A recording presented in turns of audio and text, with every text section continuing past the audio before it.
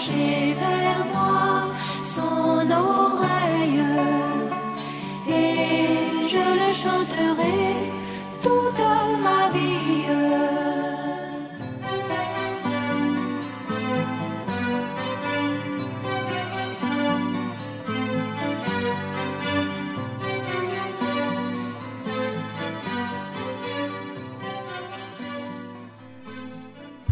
Gloire au Seigneur. Que la grâce, la paix et la miséricorde du Seigneur nous soient multipliées. Dites un grand Amen. Amen. Au nom du Seigneur Jésus-Christ. Nous avons besoin de la grâce de Dieu. Elle seule nous suffit. Parce que la grâce de Dieu est au-dessus du jugement. Amen. Là où le péché a abondé, la grâce a surabondé. Et ça, ce n'est pas des expressions comme ça, c'est une réalité. Celui qui a péché,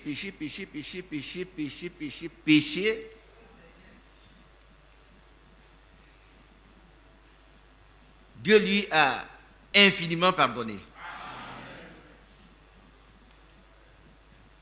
Il lui a fait grâce. L'apôtre Paul commence toutes ses épîtres par la grâce de Dieu et il est terminé par la grâce de Dieu. Et c'est très important pour nous de savoir que nous avons été sauvés par grâce. Et c'est pour cela que nous sommes là encore ce matin. C'est par sa grâce que nous nous tenons ici. Et vous comprenez pourquoi nous qui ne sommes rien, nous avons reçu ce beau message. Et pas les autres. C'est par la grâce de Dieu. Vous savez que ce grand pentecôtiste, Kelly Osborne, a vu la puissance de Dieu dans un homme. Il a dit le nom de cet homme. Mais quand il est venu ici, c'est tellement que quelqu'un m'a dit qu'il l'a dit, mais chaque fois, quand il disait que j'ai vu Dieu dans un homme, au moment où il doit dire le nom de l'homme, c'est coupé. Et vous avez suivi ici. Nous ne glorifions pas un homme, mais nous glorifions Dieu qui nous a fait grâce en cette fin de temps. Peut-être plusieurs ne comprennent pas ce qu'on appelle la grâce de Dieu. C'est l'essentiel de tout. C'est tout. Si toi et moi nous sommes ici, c'est parce que Dieu nous a fait grâce. C'est tout. Nous n'avons pas de mérite. Aucun. Dieu a décidé de nous sauver. C'est lui qui a voulu.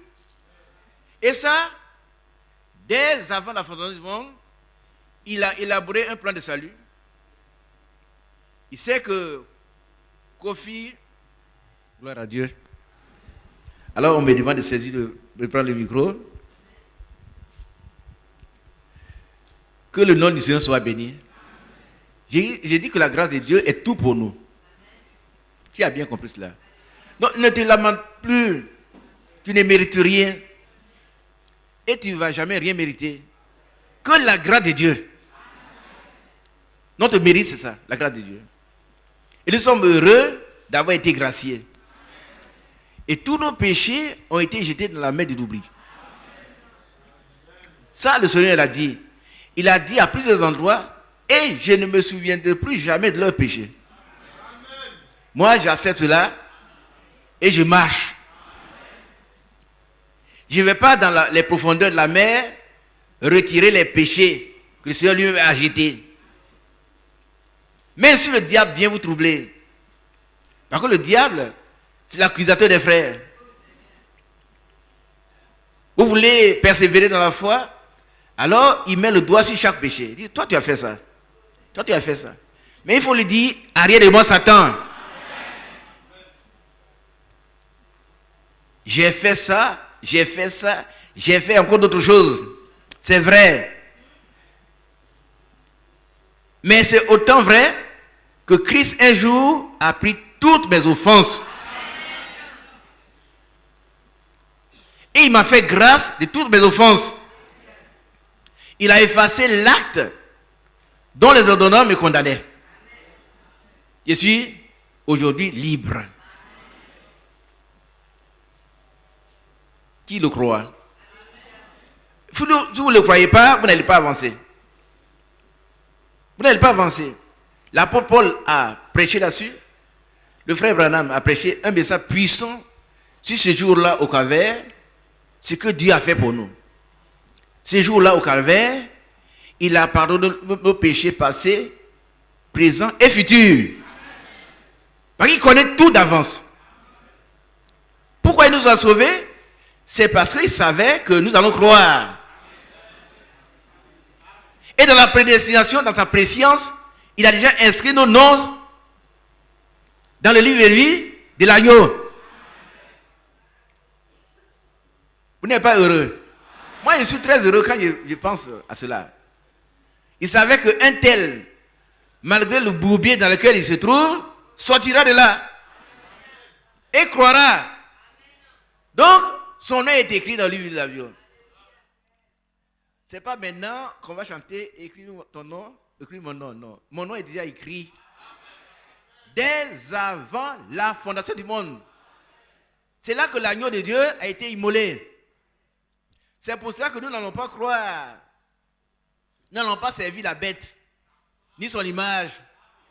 Nous n'allons pas retourner à Rome. Il ne dit pas amen. Nous allons refuser la confusion religieuse. Nous n'allons pas nous faire mettre sur une liste qui nous draine à Rome. Il est d'accord. Nous, on est d'accord. Le Seigneur a déjà écrit nos noms dans le livre de vie de l'agneau. Et c'est par grâce que nous sommes ici ce matin. Mais je voudrais faire un point très sérieux, très important. Cette grâce bénie, c'est une grâce bénie, elle ne doit pas être une grâce infinie. C'est-à-dire qu'on transforme la grâce en dissolution.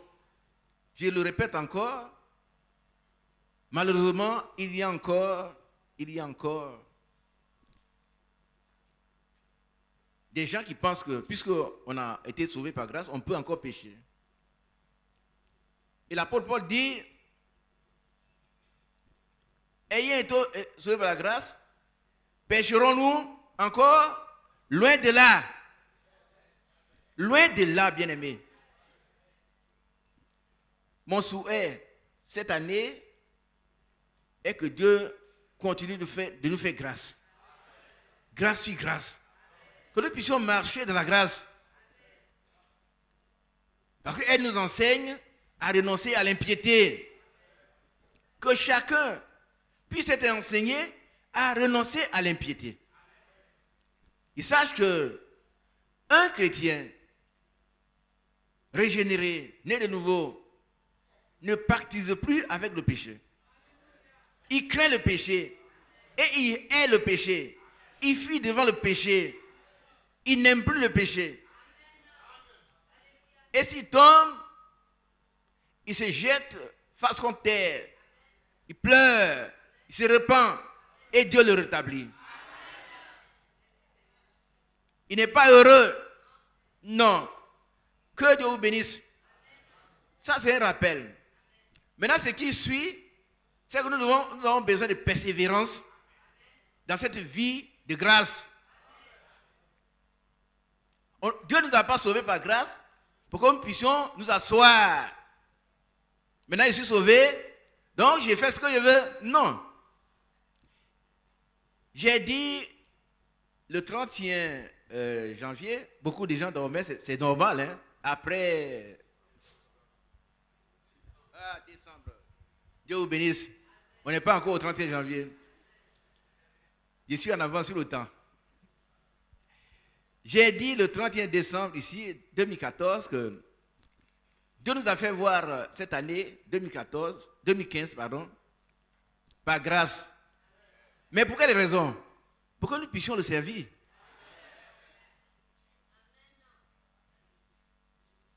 Pour que nous soyons prêts.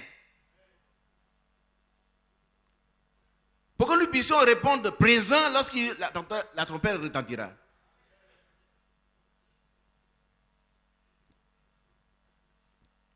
Quand ce cri va retentir, que chacun puisse le dire, mais présent. Alléluia. Mais ça, c'est par la persévérance. La persévérance, qu'est-ce que ça veut dire? C'est la ténacité. C'est-à-dire, on tient ferme, la fermeté. Devant le découragement, devant l'opposition. Vous savez, celui qui nous décourage, c'est qui? Le diable. Il nous décourage. Voilà, tu as été sauvé, c'est vrai, mais le mais qui vient ne vient pas de Dieu. On a été sauvé et nous devons obtenir grâce sur grâce. Hier, je l'ai dit ici, la vie d'un chrétien ne doit pas être faite en dents de scie. Qui a déjà vu une scie? La scie, l'instrument de menuisier, là. Vous savez, si on pouvait dessiner, c'est comme ça. Voilà, c'est comme ça. Mais la courbe de la vie chrétienne doit être ascendante. Elle doit monter progressivement. Et le dernier pas doit nous introduire dans la gloire. Alors le Seigneur, il ne vient pas sur terre. Hein. Il va venir dans les nuées. C'est nous qui allons nous élever pour le rejoindre. Alléluia. Mais pour être enlevé, pour être élevé pour le joindre, il faut que les promesses que Dieu nous a faites s'accomplissent. Alléluia. Et nous avons besoin donc de persévérance. Parce que c'est par la foi et la persévérance qu'on hérite des promesses. Je vous donne un petit exemple. Qui a déjà vu une goutte d'eau percer le ciment là, même une pierre. Vous avez une goutte d'eau qui tombe tous les jours, vous allez voir qu'à la fin, il y a un trou. L'eau simple perce seulement le rocher. Mais pourquoi? Parce qu'il y a une action continue. La petite goutte là, elle tombe régulièrement. Et à la fin, il y a un grand trou. Ah mec, comment on a fait cela? Mais c'est la goutte tombée régulièrement qui a creusé ce trou. Et c'est comme ça que le chrétien doit avancer progressivement vers la gloire. Enoch marcha 300 ans avec le Seigneur, avec Dieu, et il ne fit plus. Pourquoi? Parce que Dieu le prie. Mais avant d'être pris, il a reçu le témoignage de Dieu. Nous devons aussi recevoir le témoignage de Dieu maintenant. Il a reçu le témoignage de Dieu qu'il était agréable à Dieu. Il a persévéré. Pendant combien d'années? Combien? 300 ans. Nous n'avons même pas. Qui a 100 ans ici? Qui a 100 ans déjà ici? Personne. Même si on veut compter les gens qui ont 50 ans, ils ne sont pas très nombreux. Mais Enoch a persévéré 300 ans. Marcher avec Dieu, c'est marcher avec persévérance. Marcher avec ténacité. Marcher avec fermeté. Marcher avec détermination. Parce qu'on connaît l'objectif qu'on vise. Est-ce qu'on comprend cela? Ceux qui n'ont pas d'objectif, qui viennent à l'église, ils viennent pour se promener. Et puis, ce sont les gens qui chantent d'église rapidement. Oh, chez vous, c'est bien. On va, quand tu as un problème, on t'aide. Donc on va. Et quand on se rend compte, ici aussi, on n'a pas les moyens pour aider tout le monde, on va ailleurs. Il y en a qui viennent pour avoir un mari. Et puis, ça tarde, il n'y a pas de mari, on va ailleurs. D'autres viennent pour chercher une femme. On dit, oui, chez vous, les femmes sont bien éduquées. Quelqu'un est venu nous voir, un jour, le frère Mathias et moi, et il a rendu témoin de l'une de nos filles. Ils habitent dans le même quartier. Il a dit, mais cette fille-là, elle est vraiment bien éduquée. Alors on a décidé de venir voir là où est sa preuve. À quelle source? Alléluia. Voilà le témoignage. Mais le témoignage des hommes est bon, mais celui de Dieu est meilleur. Dieu doit être capable de rendre témoignage de toi, ma soeur. Que ça, c'est ma fille. Toi aussi. Au fur et à mesure, tu dois aller de progrès en progrès. Par la persévérance. Ça veut dire le non-relâchement. Par contre, celui qui se relâche est frère de celui qui détruit. Il détruit le travail de Dieu. Il n'est pas le collaborateur. Et je vous ai dit que le découragement peut nous amener à rétrograder. Qui a bien compris cela? Le mot découragement n'est pas chrétien. Il n'est pas chrétien. Un chrétien ne se décourage pas. Il y a beaucoup de choses pour nous décourager. Mais quand on est découragé, on doit lever les yeux vers le Seigneur. Tu m'as appelé à la persévérance. D'où vient que maintenant je suis abattu? D'où vient que je suis découragé? C'est comme si autour de moi tout croulait. Où est le Dieu d'Élie? Mais le Dieu d'Élie est vivant. Le Dieu d'Élie est vivant. Élisée devait être découragé parce que son maître est parti et les filles des prophètes se moquaient de lui. Ah, sais-tu que ton maître est parti? Il dit, oui, je le sais, aidez-vous. Et il se retrouve devant encore. Tu sais que ton maître est parti? Il dit, on le sait. Tais-toi. Mais il n'était pas découragé. Il n'était pas découragé, il avait encore la foi. Et vous savez ce qui s'est passé? Il arrive devant le Jourdain qui est en crue. C'est-à-dire le Jourdain est débordé. Alléluia.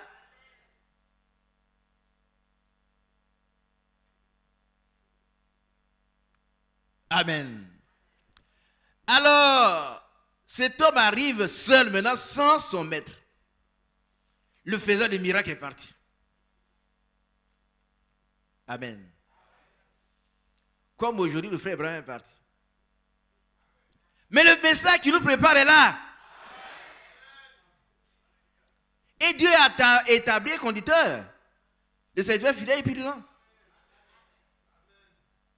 Qui est un docteur de la parole qui nous enseigne comment marcher. Il dépose la nourriture, mais nous devons manger. Qui veut bien manger? Vous pouvez mourir de faim près d'un bon repas. Ah oui, oui. On vous a fait un bon repas, vous êtes là. Et puis, oh, qu'est-ce que tu as? J'ai faim. J'ai faim. Et le plat? Oh, il faut que quelqu'un le mange pour moi. Celui qui a préparé doit venir encore manger pour toi. Non, ça ne se fait pas. Il faut que tu aies le courage encore de prendre et manger. La nourriture embagassée est distribuée en ce moment. Qu'est-ce que nous devons faire? La manger, la diriger, bien digérer et persévérer dedans. Gloire à Dieu. Et c'est pourquoi le Seigneur, par la bouche du prophète, de l'apôtre Paul, il dit, vous avez besoin de persévérance. On va le lire. Moi, je dirais, nous avons besoin de persévérance. J'ai déjà donné une approche de définition. La persévérance, c'est le non-relâchement c'est la ténacité dans l'effort, c'est la continuité dans l'action. On doit continuer à marcher. Vous savez, nous sommes allés quelque part pour enterrer une sœur qui est décédée. Et puis on est arrivé dans un endroit où il y avait beaucoup de boue. Le véhicule nous a dit, mais mes chers amis, ici on marche. J'ai vu les jeunes gens marcher. Et le vieux frère, qu'est-ce qu'il devait faire aussi? Ah, il devait marcher. Hein? Ah, oui. Elle fait, frère Isaac, on va prendre ton sac. Ils ont pris mon sac. Mais qu'est-ce qu'ils vont faire de plus? C'est tout.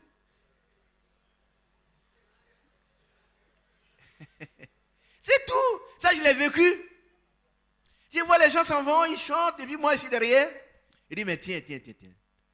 Seigneur, tu vas m'aider. Il faut persévérer. Il faut que je sois capable de vaincre cette épreuve.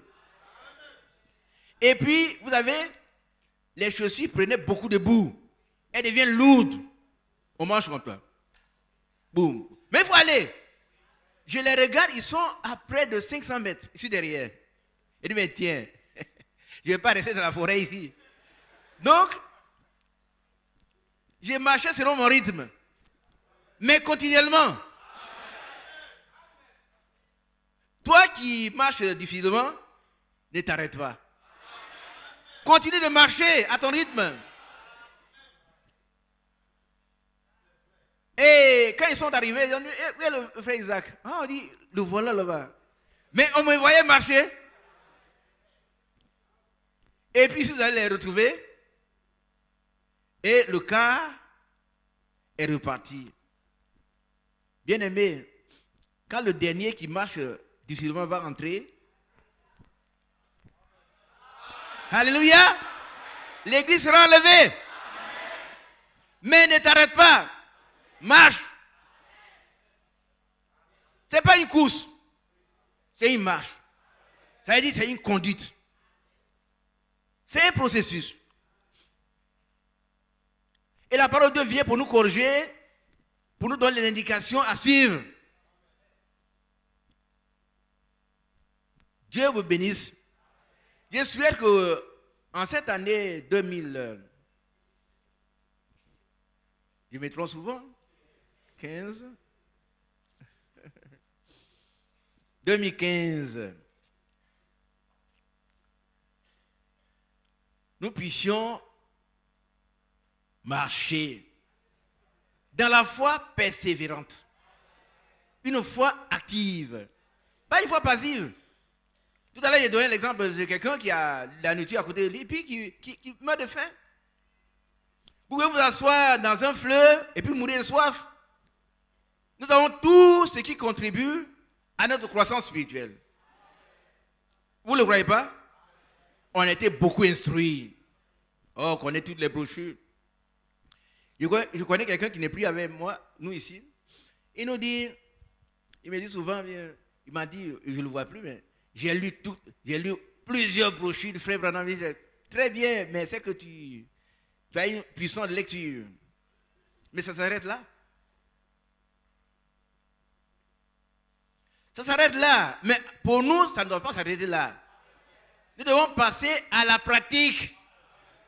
Le Seigneur a dit, vous savez toutes ces choses. Vous savez, c'est-à-dire la connaissance, le savoir. On sait beaucoup de choses. On peut discuter sur le baptême du Saint-Esprit. Mais quand tu as le Saint-Esprit, voilà la question. On peut discuter sur l'amour fraternel. Mais est-ce que tu le manifestes dans ton langage, dans ta vie? Est-ce qu'aujourd'hui, si on arrive dans ton quartier, on demande à te voir? Chez nous, ce sont des petits couloirs qui nous conduisent vers la grande voie. Vous voyez, monsieur, ah, mais c'est bon. Ah oui, venez. Il est très gentil. Est-ce qu'on peut le dire pour toi? Ou bien, dès qu'on dit ton nom,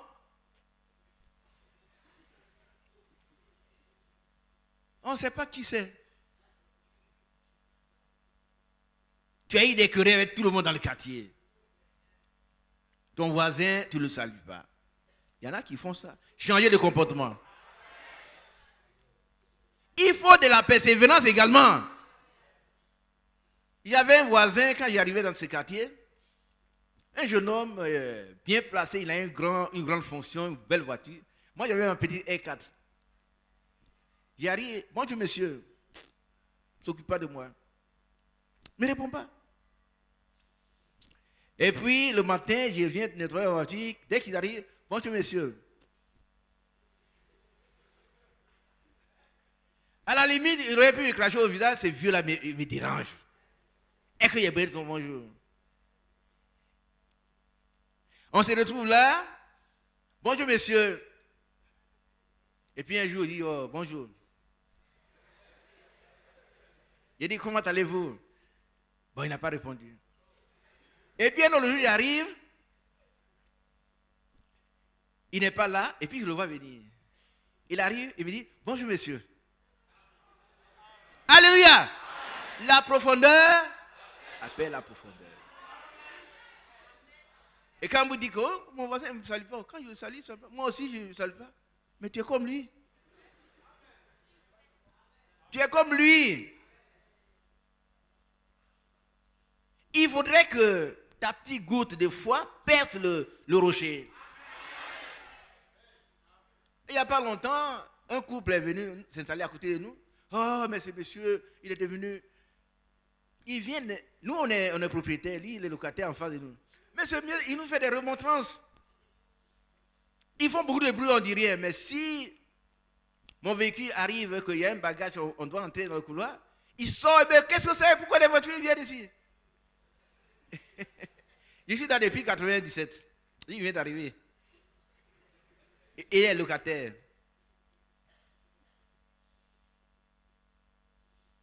Et pourtant, lui, il vient garer sa voiture dans le petit couloir. Si la nuit, quelqu'un est malade, on ne veut pas aller...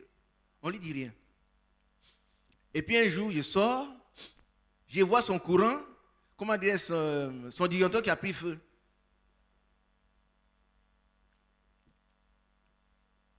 Qu'est-ce qu'il doit faire? Alors j'ai cherché partout à la voir. Où il est sorti. Il est sorti, il me voit. Il dit, mais vous êtes électricien? Le diable fera tout pour vous décourager. Voilà quelqu'un que je veux sauver. Vous êtes électricien? J'allais me fâcher, il dit, non, je ne suis pas électricien, mais tant pis pour vous, non. Il dit, mais... Alors son chauffeur dit, non, c'est notre voisin, c'est grâce à lui, il dit, monsieur, merci.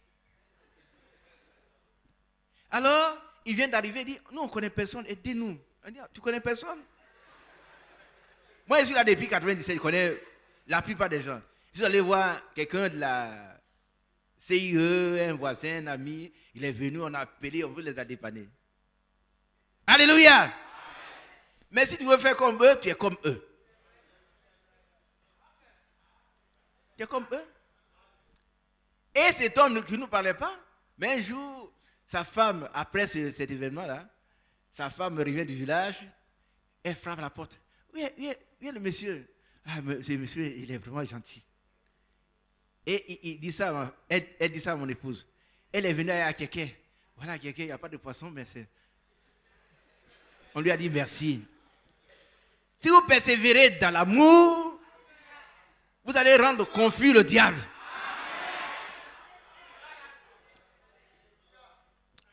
Parce qu'il n'y a pas d'amour dans le diable. Il a tout. Il peut tuer, il peut détruire, mais pas d'amour. Et c'est l'amour qui le désarçonne. Ça le déracine. Quand il peut voir que cet homme qui vous maudit, qui vous insulte, vous l'accueillez avec joie, il dit, mais qu'est-ce qu'il veut faire encore cet homme? Et il ne pourra rien faire. Parce que l'amour est le lien de la perfection. Alléluia. Le Seigneur a dit, aimez-vous autant que je vous ai aimé. Ça veut dire quoi? Ça veut dire qu'on doit nous aimer à tel enseigne qu'on puisse donner notre vie pour l'autre. C'est vrai, frère. Il y a un connecteur logique qui est comme. Mais c'est comme on dit autant que. Je vous ai aimé et je vous ai donné ma vie. Aimez les autres, donnez votre vie pour eux également. Et cela doit commencer dans le foyer. Alléluia. Le mari, qui est le chef de la femme, et le chef de la famille, doit être capable de donner sa vie pour son épouse. Qui est d'accord? Oh, il y en a qui m'ont dit, frère, tu ne sais pas, celle que tu appelles ta soeur, mon époux, elle est méchante. Elle est méchante. Quand elle vient à l'église, alors elle fait la chrétienne. Mais à la maison, elle est méchante. Mais frère Franck disait que ses oreilles là, ont entendu beaucoup de choses. Et que son épouse, sa propre épouse,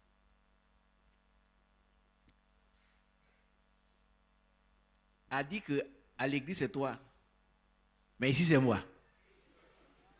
Mais on doit être chrétien partout, persévérant partout, dans l'amour. Dieu soit béni. Alors, on va lire le début. N'abandonnez donc pas votre assurance. Amen. Nous avons une assurance. Le Seigneur nous a assurés et nous a rassurés que nous avons le salut. Il nous a rassurés que nous devons avoir le Saint-Esprit. C'est la promesse du Père. Il a dit dans Jean chapitre 14, ne craignez que votre cœur ne se trouble point. Qui a le cœur troublé ce matin? Qui a le cœur troublé ce matin? Levez-vous, on va prier pour vous. Avant qu'on avance. Tous ceux qui ont le cœur troublé par quelque chose, levez-vous, on va prier pour vous. Levez-vous. C'est l'ennemi qui veut trouver votre joie.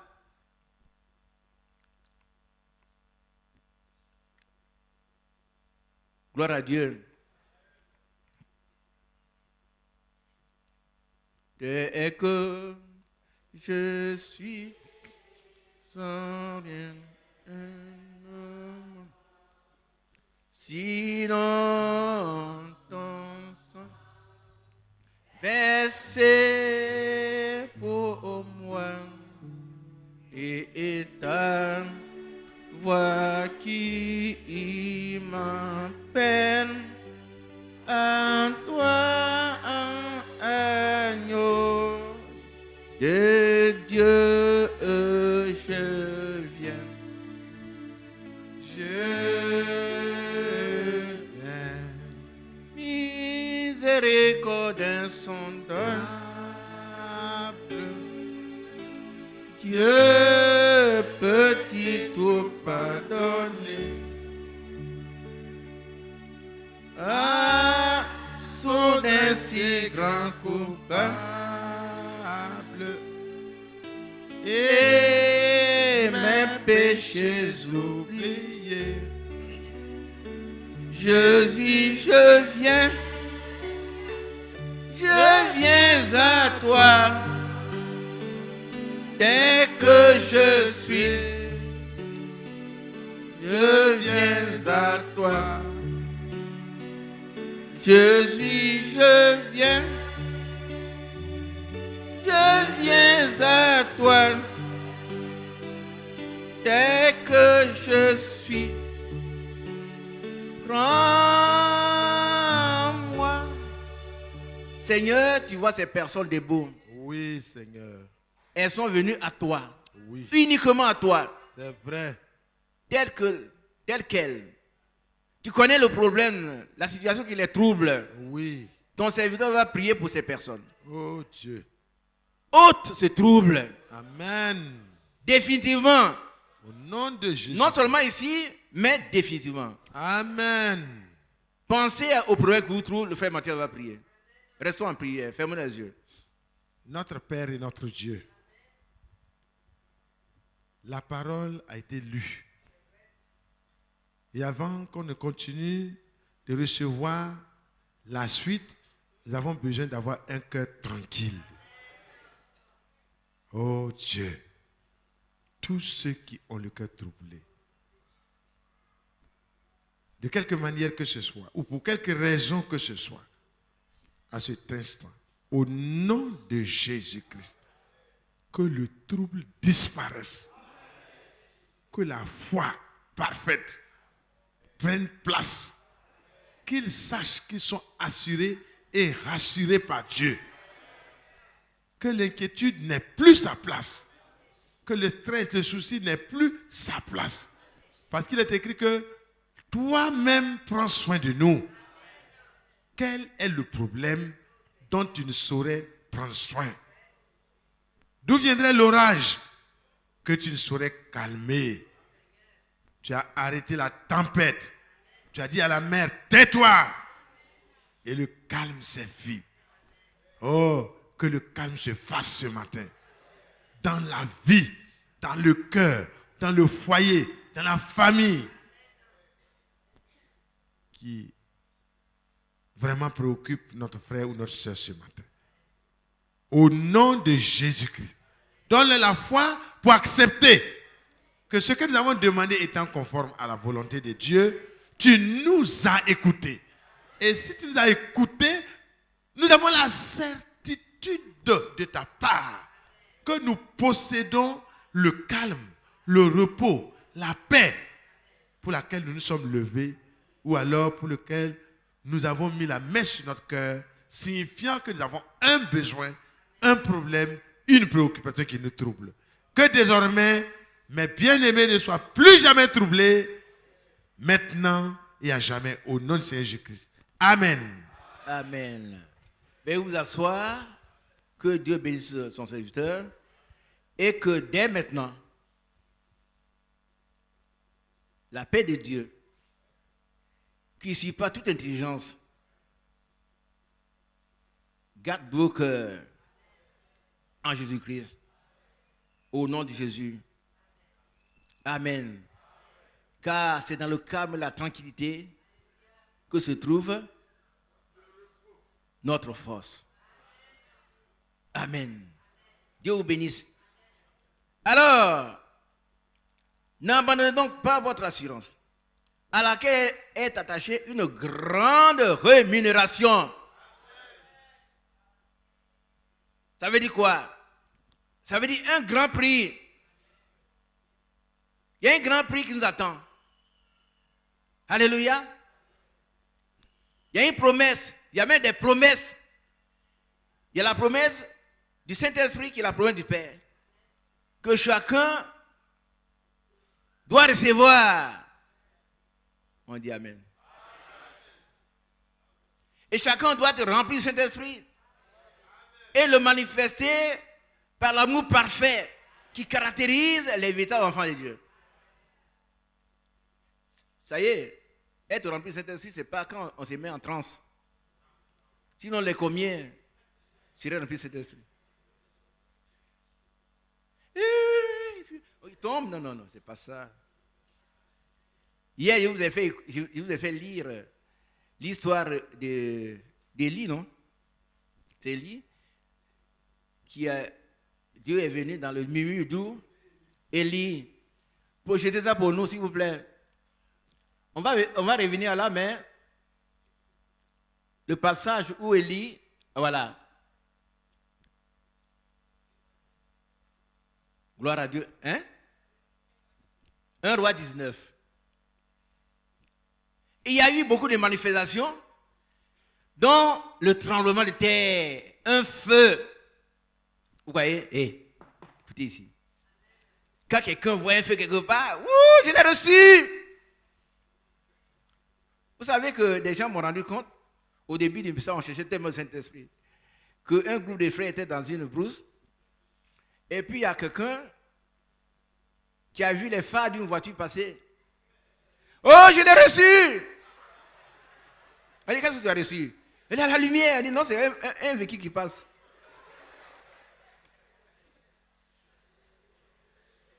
Ça vous fait rire. Il y a tellement de gens. Quelqu'un dit avoir reçu cette mais sa vie, quand on voit sa vie, sa vie ne démontre même pas qu'il est un chrétien d'abord.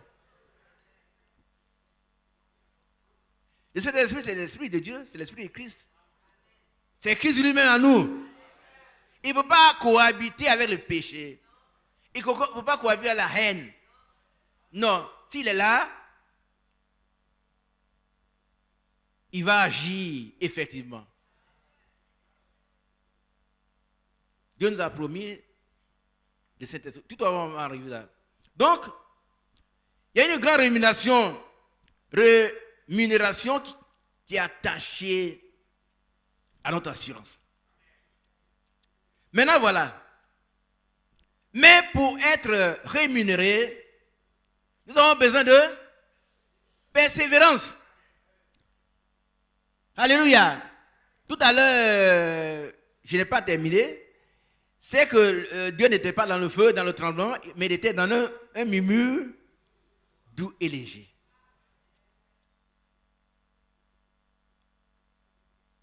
Un murmure doux et léger. Un feu, l'Éternel n'était pas dans le feu. Et après le feu, un murmure doux et léger. La suite. Quand Élie l'entendit, il s'enveloppa le visage de son manteau. Il sortit et s'étint à l'entrée de la caverne. Et voici, une voix lui fit entendre ces paroles. Que fais-tu ici, Élie? C'est la voix de qui? C'est la voix de qui? La voix du Seigneur, la voix du Maître, la voix du Dieu de toute la terre, la voix de son Créateur. Une voix douce et légère.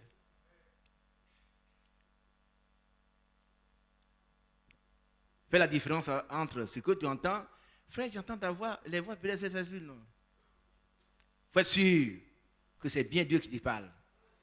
Il y a beaucoup de gens à qui Dieu parle. Dieu m'a parlé. Non, faites attention. N'attribuez pas n'importe quoi à Dieu. Éprouvez tous les esprits pour voir s'ils sont de Dieu. Amen.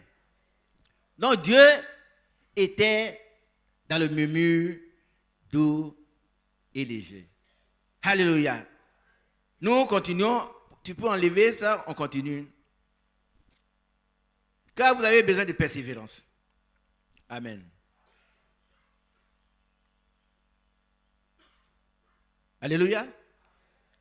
C'est le noyau de notre prédication. La persévérance. Car nous avons besoin de persévérance. Gloire à Dieu. Mon frère Bateau, quand tu as faim, qu'est-ce que tu fais? Pourquoi? Parce que la faim, c'est un besoin. Bateau va dire que moi, je suis assez pro. Je ne vais pas manger 2 jours, 3 jours, 4 jours. Déjà, il va commencer à devenir difficile à supporter. Il va maigrir. Parce qu'il y a un besoin. Et pour l'Église, en ce moment, nous avons besoin de persévérance. C'est un besoin vital. La persévérance, c'est un levier qui soulève tout. Et agit avec la foi. S'il n'y a pas de persévérance, la foi ne suffit pas. Il faut la foi et la persévérance. C'est-à-dire, on croit.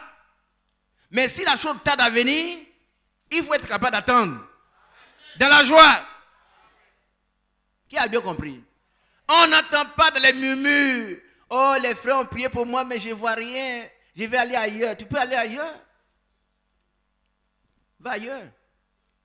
Mais si tu peux entendre le secours de l'Éternel en silence, la Bible dit il est bon d'attendre le secours de l'Éternel en silence. C'est la persévérance. On attend ce que Dieu va faire. Il y a un synonyme, c'est la patience. C'est l'endurance.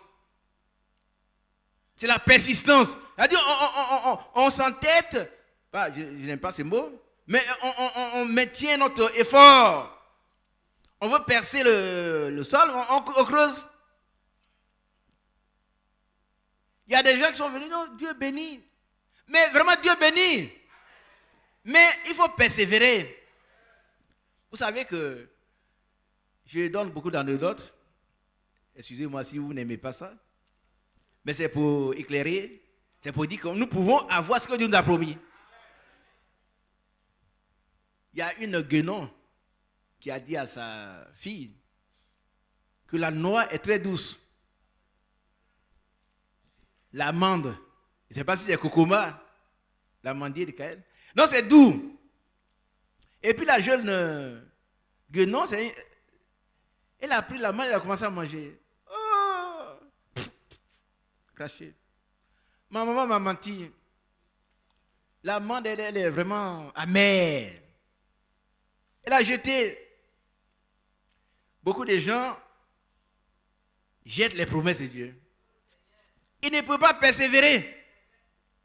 Et puis un vieux singe qui était à côté, il a dit, mon ami, viens avec ton amande. Alors elle est partie. Qu'est-ce qui s'est passé? Maman a dit que cette amande est très douce, mais je l'ai mangée, c'est vraiment amer. Maman m'a menti. Mais ici, Dieu n'est pas un homme pour mentir. Ce qu'il a promis, il est capable de l'accomplir. Mais toi, tu as besoin de persévérance et de foi. Alors, il a demandé à la jeune fille, va prendre deux cailloux. Elle a apporté les 2 cailloux. Et puis le vieux a cassé la manne. Et il y a une noix qui est sortie. Et il a commencé à manger devant la guenon. Il dit, ta maman avait raison. Ce qui est dur, c'est tout dedans. Alléluia. Ce qui est bon là, c'est tout dedans. Dans la foi et la persévérance. Amen. Il faut avoir le courage de casser la manne.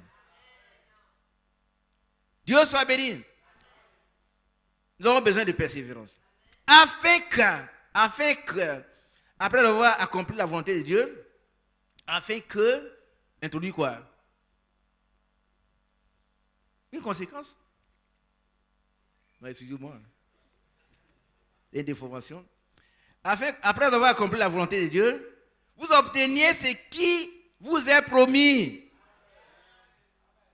Alléluia. Encore un peu de temps, celui qui doit venir viendra. Et il ne tardera pas.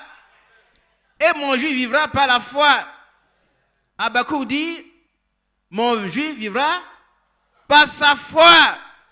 Toi, tu vivras par ta foi. Elle aussi par sa foi.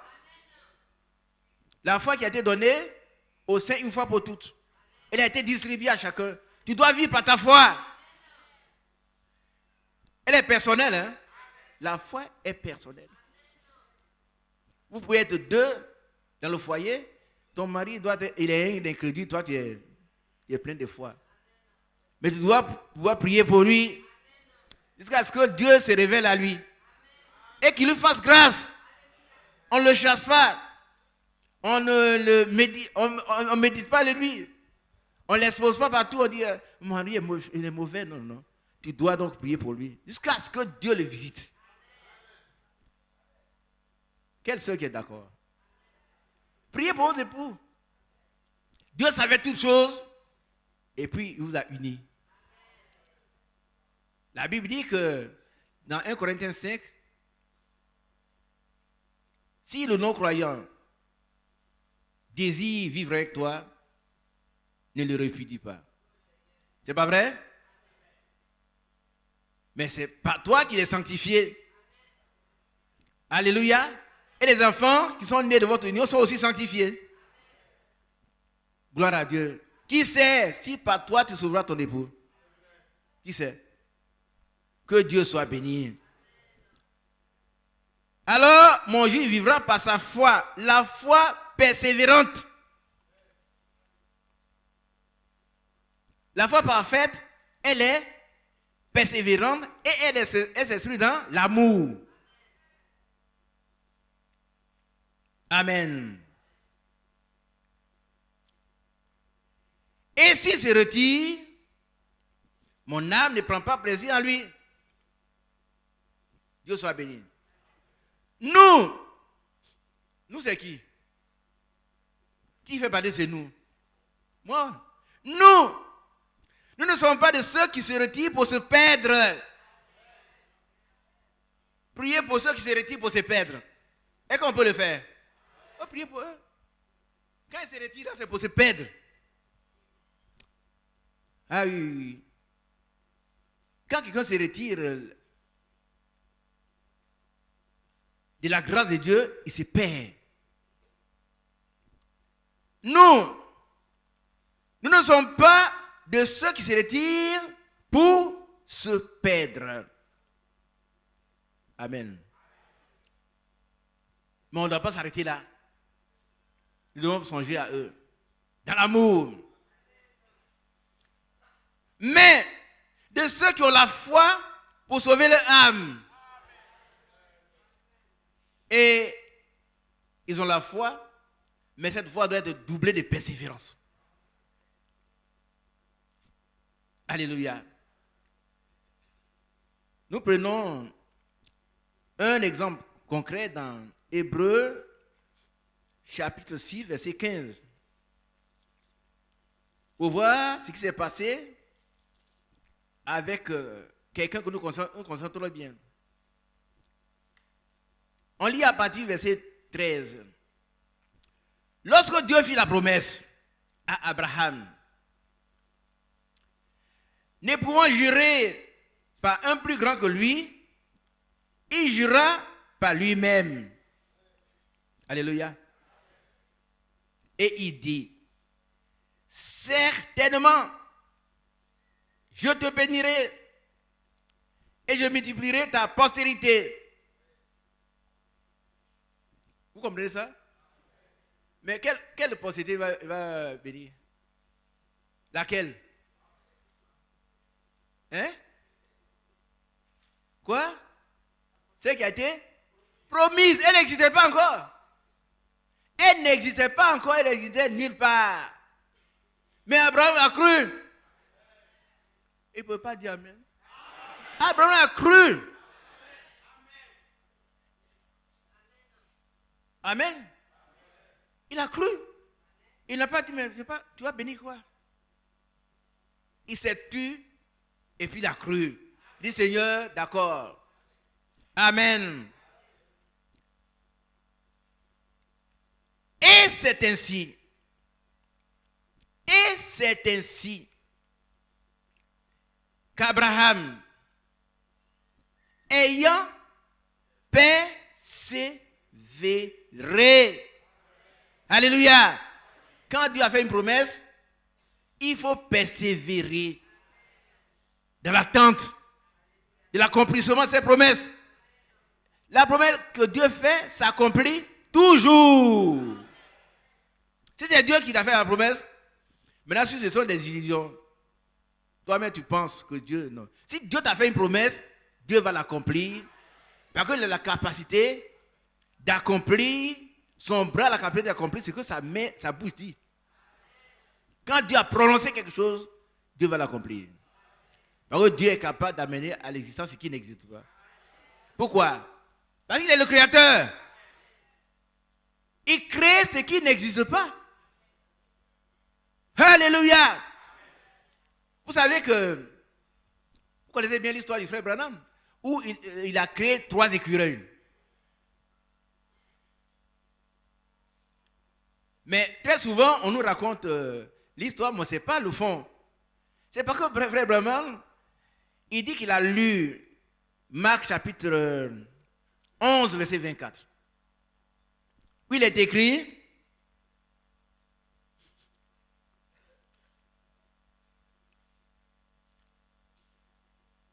c'est pourquoi tout ce que vous demanderez en priant, croyez que vous avez reçu et vous devez s'accomplir.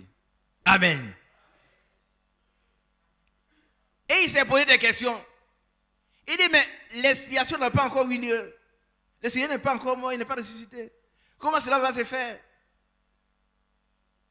Il était assis dans la forêt, adossé à un arbre, son fusil à côté de lui. Il dit, mais comment? Et le Seigneur lui a dit, mais Branham, tu penses que les gens que tu guéris, c'est toi qui le fais? Il dit, non, Seigneur. Quand les miracles se font, c'est toi. Il dit non, Seigneur. Mais prononce un mot. Et cela va s'accomplir. Il a dit donc, je veux des écureuils. Où les veux-tu?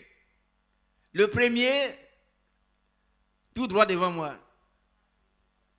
Et puis, dans un endroit où il n'y a pas d'écureuil. Il n'y a pas d'écureuil, même dans la localité. Alors l'écureuil, bien gros, vient et se met là. Il tire, l'écureuil tombe. Il le prend, il croit que c'est une illusion, il s'en va prendre l'écureuil, c'est prendre un écureuil. Tout chaud.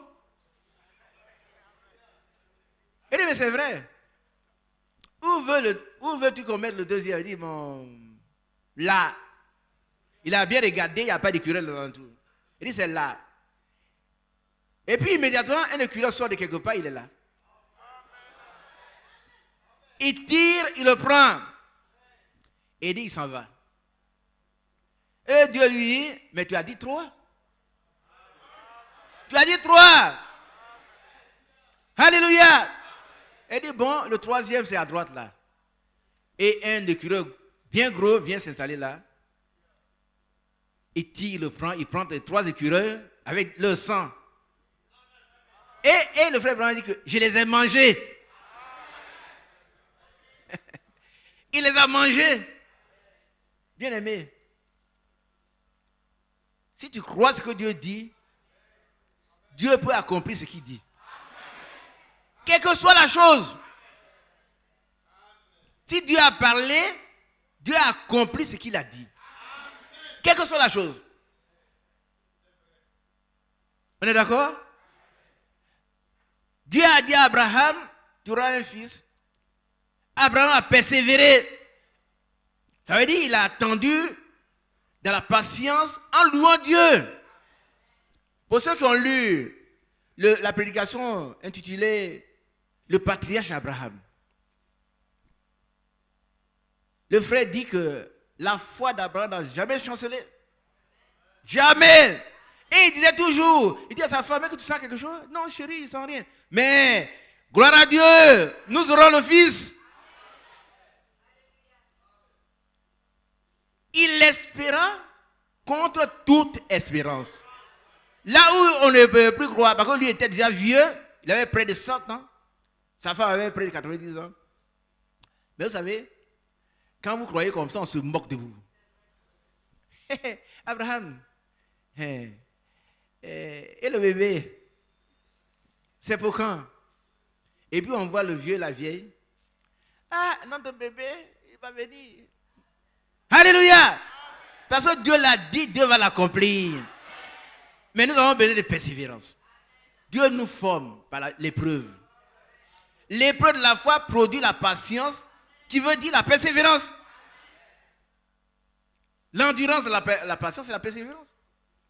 Est-ce qu'on se comprend? La chose ne vient pas tout de suite. Et tu es éprouvé. Les gens se moquent de toi. Mais toi, tu crois que Dieu a raison. Même si on se moque de toi. Aujourd'hui, les gens se moquent de nous. Et disent, mais où est l'avènement de le Seigneur? Depuis que nos pères sont morts, les choses sont telles qu'elles étaient. Est-ce que ce Dieu va venir? Ce Dieu va venir. Jésus il revient comme il a promis. Il va revenir tel qu'il a dit. Mais nous devons attendre. En silence. Dans la louange. On doit dire maintenant, Seigneur, viens bientôt. Vous savez que quand les choses vont se gâter, le Seigneur viendra nous prendre. Avant ça, on va être enlevé d'abord. Et puis ensuite, il va purifier cette terre par le feu. Il est d'accord. Dieu est tellement juste, il est fort, il est puissant, il est tout puissant. Il connaît l'heure, il connaît la minute, il connaît le jour. Il va venir nous prendre avant que ce monde ne soit purifié. Maintenant, il y a une chose. Romains 3 dit, malgré ton incrédulité, Dieu dans sa fidélité va accomplir ce qu'il a dit. Mais si toi tu es incrédule, tu seras comme cet officier qui s'est moqué du prophète. Oh, pendant des mois, on n'a pas eu à manger. Et puis toi, tu te permets de dire que demain, on aura à manger. Est-ce que Dieu va ouvrir les fenêtres au ciel? Le prophète lui a dit, ce que Dieu a dit, reste dit. Parce qu'il va l'accomplir. Mais toi, tu verras d'abord, mais tu n'en mangeras pas. Moi, je veux voir et puis manger. Je veux voir l'enlèvement et puis partir avec le Seigneur. Donc, je veux persévérer. Toi aussi, si Dieu t'a fait une promesse, persévère. Alors, nous avons ici, et c'est ainsi qu'Abraham, ayant persévéré, obtint l'effet de la promesse.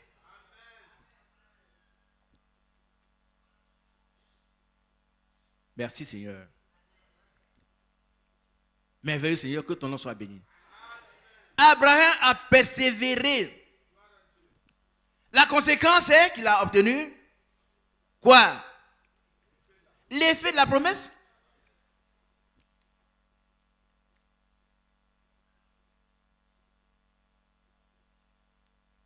Amen. Alors, les hommes jurent par celui qui est plus grand qu'eux. Et le serment est une garantie. Le serment est une garantie qui met fin à leurs différends. Et c'est pourquoi Dieu voulant montrer avec plus d'évidence aux héritiers de la promesse l'immutabilité de sa résolution, intervient par un serment. Amen. C'est l'assurance. N'est-ce pas, frère Mathias? C'est notre assurance. Quand Dieu intervient par un serment, il jure par lui-même, on doit être sûr que ce que Dieu a dit, il va le faire. Amen. Alléluia.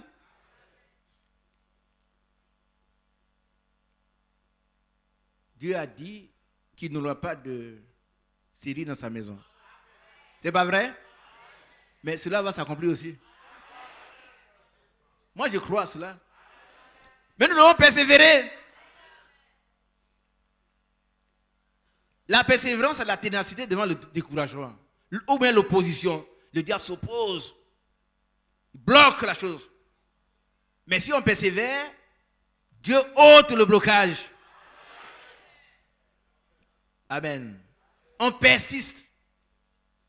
Que Dieu soit béni. Afin que par deux choses immuables, dans lesquelles il est impossible que Dieu mente, nous trouvions un puissant encouragement. Qui est encouragé? Qui est encouragé? Moi, je suis encouragé. Hein? Encouragé par rapport à toutes les promesses. Mais si quelqu'un me dit, oh, votre Dieu, votre Seigneur, quand il va revenir? Il dit, il revient bientôt. Oh, ce que Dieu t'a promis, là, quand tu vas l'avoir, il dit, je le reçois bientôt.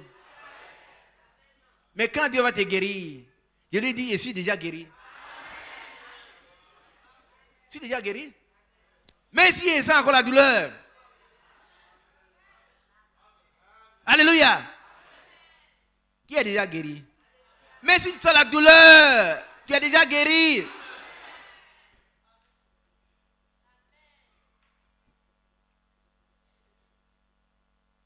Par contre, la douleur que tu sens, c'est un symptôme. Mais la guérison a été déjà accomplie dès avant la fondation du monde. Accepte-la maintenant par la foi et la persévérance. Et elle va se concrétiser dans ta vie. Oh, frère Isaac, on a prié les mercredis, tant, mais je suis encore en train de chômer.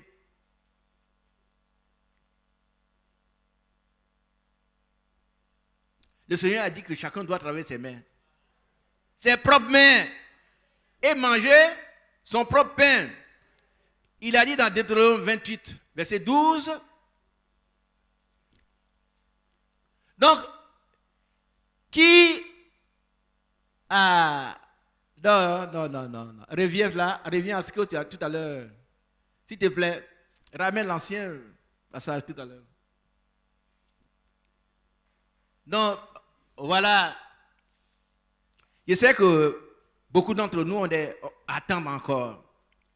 Mais ici, nous devons trouver un puissant encouragement. Une fois encore, levez la main ceux qui attendent.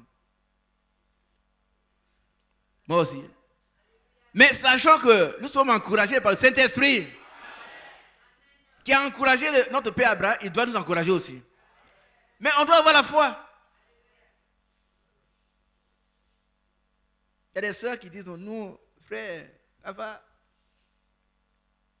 vous n'êtes pas encouragés? Vous êtes encouragés? Oh, que Dieu vous bénisse. Un puissant encouragement. Dont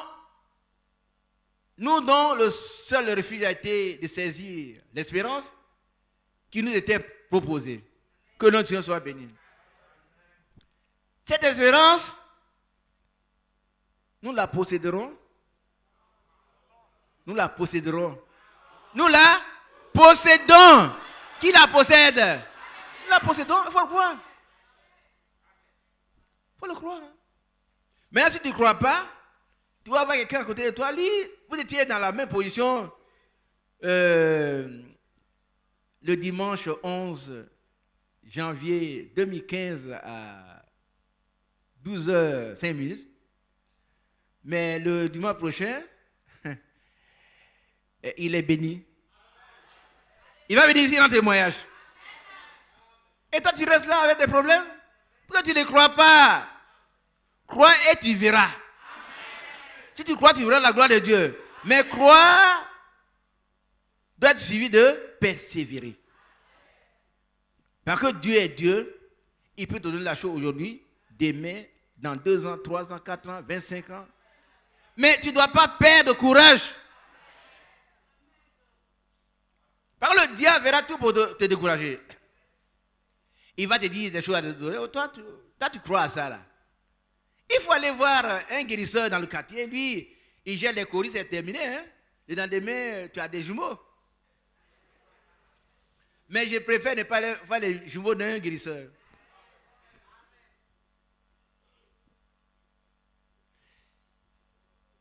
J'avais des douleurs là dans les nerfs.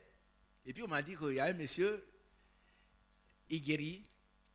Il donne une pommade et puis vous frottez, c'est fini. Il dit, vous n'avez pas de problème.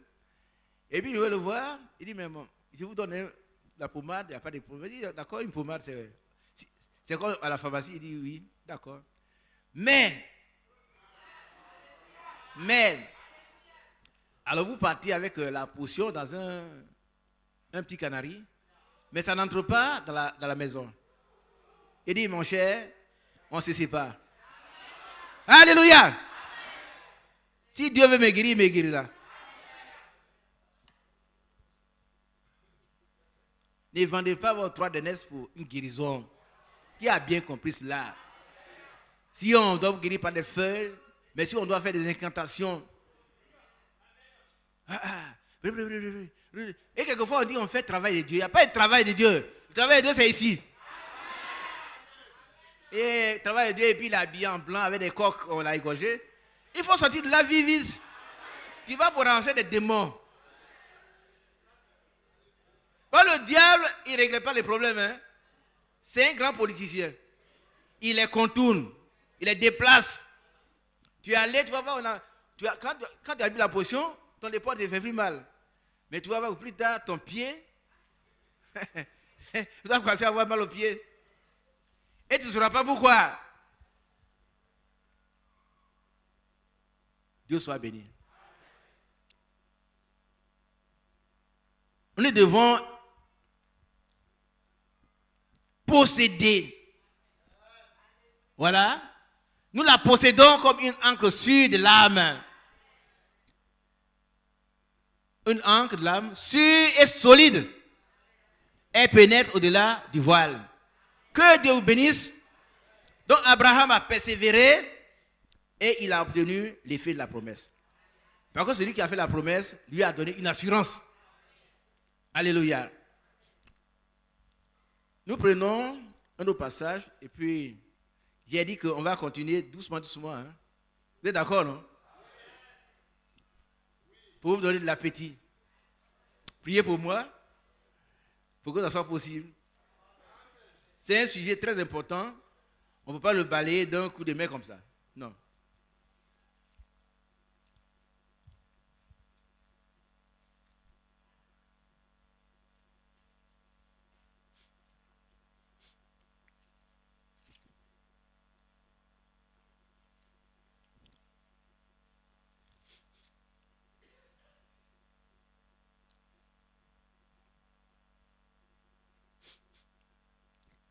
Actes chapitre 1.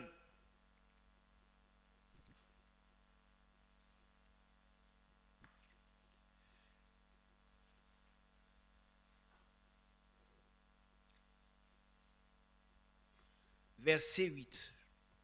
Vous connaissez c'est qui, tout ça? Acte 1, verset 8.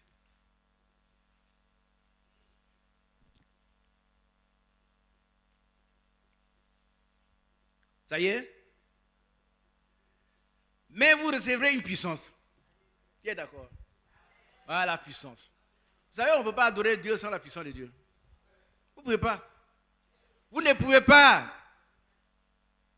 Mon bien-aimé frère, lève-toi. Il n'a pas rendu le témoin, il va le rendre peut-être plus tard. Mais il me l'a rendu hier. Il ne permet pas que je dise. C'est quand tu étais en grand corps. Il peut en parler. Alléluia! On ne peut pas adorer Dieu sans la puissance de Dieu. Et c'est pour cela que nous avons dit, pour cette convention, on doit jeûner et prier.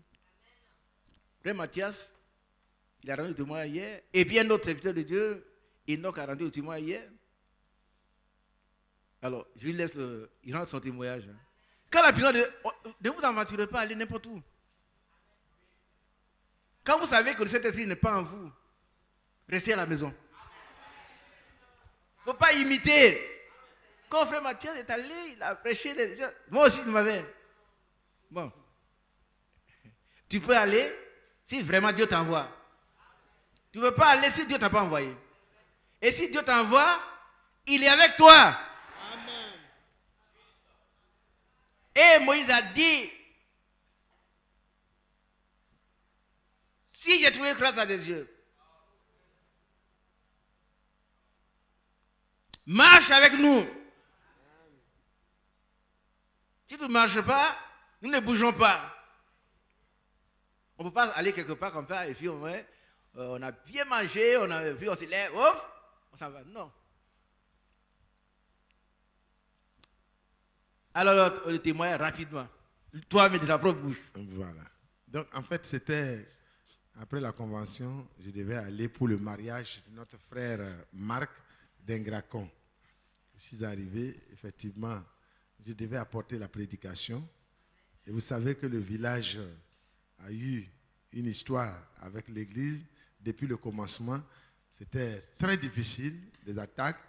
Et là, aujourd'hui, l'église est assise et puis nous sommes partis pour le mariage. Quand j'étais en train de quitter là où j'étais assis pour monter à la chaire pour apporter la parole, quelque chose, je n'ai vu ni mouti, rien, il n'y a rien. Et puis, quelque chose comme un scorpion m'a piqué ici, directement à la main. C'était très, très, très douloureux. J'ai compris. Et puis, j'ai continué à avancer. Je suis monté à la chaire. J'ai prié dans mon cœur. J'ai dit, Seigneur, je suis là en ton nom. Toute puissance démoniaque est déjà vaincue. Amen. Amen. Et puis j'ai continué. Pendant que je prêchais, je suis arrivé, j'ai dit à tous les sorciers d'Ingracon qu'ils n'ont pas pu arrêter l'église du Seigneur d'évoluer, mais qu'ils sachent qu'ils doivent abandonner tout ça. On a vu d'autres choses plus grandes que Jésus a vaincues. Et que si moi je suis ici, en tant que prédicateur de l'évangile, je sais d'où je viens et qu'ils n'ont qu'à laisser ça et venir derrière Jésus. Et puis la douleur augmentait, ça augmentait. Je dis non, ça ce n'est rien. Je suis déjà plus que vainqueur. Amen. Et pendant que je prêchais, la douleur s'en est allée. Et quand je suis parti m'asseoir, j'ai dit, Enoch, tu sais ce qui vient de passer? Je devais tomber complètement. Arrête mort. Mais le Seigneur, par son esprit, a permis l'attaque et il a montré qu'il est supérieur à l'attaque. Et le lendemain, moi je suis parti à Benoît pour aller prêcher là-bas l'évangile selon les frères qui m'ont appelé. Et le frère Enoch est resté pour apporter la parole le dimanche. Alors là, le chef et tous les notables, tout le monde était là. Ils ont demandé, mais où est le prédicateur qui a prêché hier là? Il n'est pas là? Ben, on voulait l'écouter encore ce matin. Okay, ils sont bien préparés. Et ils ne savent pas que ce n'est pas moi, mais c'est le Seigneur. Alléluia. Donc, bon, il n'est pas là, mais celui qui va parler là, c'est son frère. Dans tous les cas, c'est la même chose. Il monte et puis il reçoit quelque chose ici. Maintenant qu'il a commencé à prêcher, il reçoit quelque chose d'invisible ici. Pow! Il commence à sentir que pour bouger, c'était difficile. Il s'est souvenu de ce qui s'est passé hier. Il dit, c'est la suite. Ok. Il a prié. Le Seigneur lui a donné la victoire. Amen. Et pendant qu'il partait vers la fin, ici, c'est au niveau des hanches. Et là, il était presque immobilisé. Il a continué de prier. Il a terminé la prédication. Il est parti avec la douleur. Et c'est plusieurs jours plus tard que la douleur a disparu. Il dit que nous sommes plus que vainqueurs. Amen. Amen.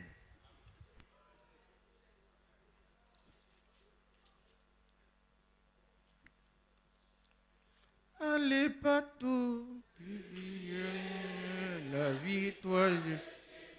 Allez partout, publier la victoire. Allez partout. Allez partout, publier.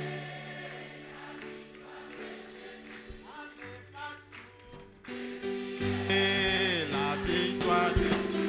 Allez partout, publier. Dans vos maisons, publier.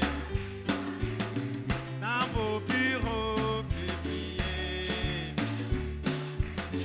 Dans les marchés. La victoire de Dieu. Allez partout, publier.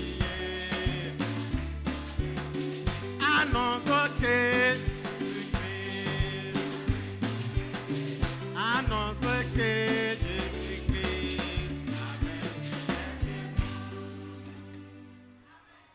Dieu bénisse mon frère. Il faut nous projeter Éphésiens 6, verset 16. S'il vous plaît.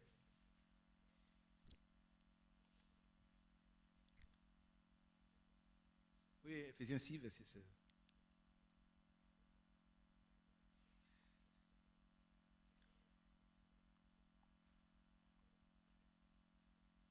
Et puis je vais demander à quelqu'un de nous lire ça.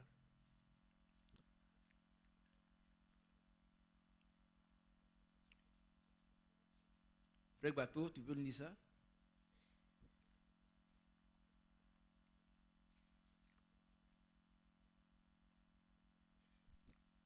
Vous le lisez? Qui dit déjà? Il ne faut pas seulement lire, mais il faut le recevoir dans votre cœur. C'est ce qui s'est passé avec les deux frères. Qui a bien compris? C'est par la foi. Le sang de Jésus les a couverts, les a protégés. Allons-y. Prenez par-dessus tout cela le bouclier de la foi, avec lequel vous pourrez éteindre tous les traits enflammés du malin. Alléluia. Ah, super, non, bien, mais soit là. Et puis, je suis venu célébrer le mariage, mais qu'est-ce qui se passe? Vraiment, Seigneur, non. Il a même oublié ce que le diable est en train de faire. Par la foi. Et ils sont restés dans la confusion. Amen. La foi agit avec la persévérance. Et le lendemain, vous savez que dans ces régions-là, moi je suis de la région, hein, j'ai vécu dans leur région, je connais bien Ngracon. Mon père était évangéliste à Monga, donc il supervisait toutes les églises de Ngracon, Ndobato, Nyandat. On les connaît très bien. Et il paraît que le chef de génération, le sage de la génération était là. Et c'est pour ça que nous ne pouvons pas associer les générations à ce que nous faisons. Ce n'est pas lui qui l'a associé, hein, mais ils sont venus pour voir ce qui se passe. Donc ils sont venus voir si ce qui se prêche là est vrai. Quelle conclusion ils ont tiré? Ce qui est prêché est vrai. Mais je ne peux pas croire qu'ils vont se convertir. Non. Mais il y a des gens qui vont croire. Et l'église va grandir. Vous savez que le diable ne se convertit pas. Les démons ne peuvent pas se convertir. Ils sont démons par nature. Mais ils ont vu la main de Dieu.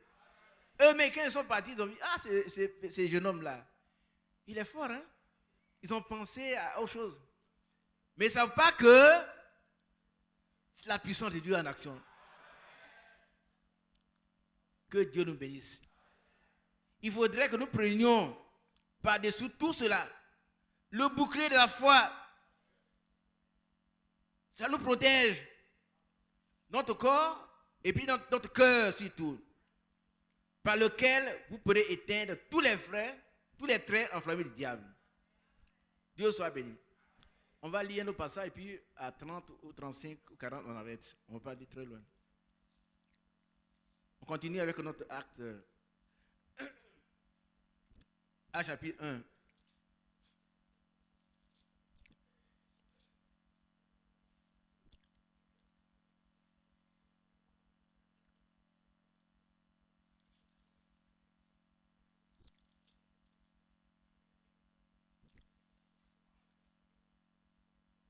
Mais vous recevez une puissance.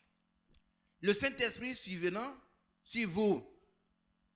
Amen. Ici, c'est au futur. Vous recevrez une puissance. Le Saint-Esprit survenant sur vous. Et vous serez mes témoins. Amen. Vous savez, pour être témoin de Christ, il faut d'abord recevoir le Saint-Esprit. C'est pour cela que je dis qu'il ne faut pas se lever comme ça et puis on s'en va quelque part.